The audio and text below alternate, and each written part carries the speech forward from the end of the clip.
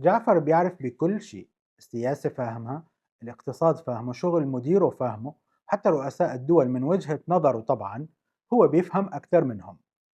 يا رجل حتى دونالد ترامب مش عاجبه شغله. والطريف في الموضوع إنه حتى شغل جعفر نفسه مش عاجبه، وأحيانا أهله ومدينته وبلده كل شيء مش عاجبه.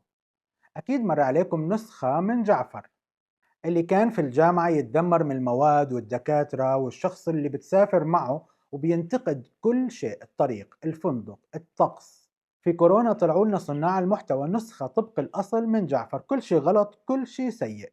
طيب شو أفضل نصيحة ممكن تعطيها لجعفر أو أي شخص مثله؟ نصيحة بسيطة جدا: بدل ما تتذمر طبق هالتكنيك. أي شيء بتشوفه غلط قبل ما تحكم عليه افتح ملاحظاتك واكتب 10 إيجابيات عنه بس، 10 بس.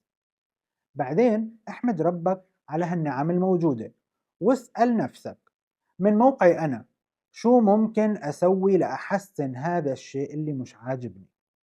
جربها وشوف كيف رح تتغير طريقة نظرتك للحياة.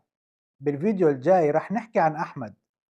تتوقعوا شو الطبع اللي بأحمد؟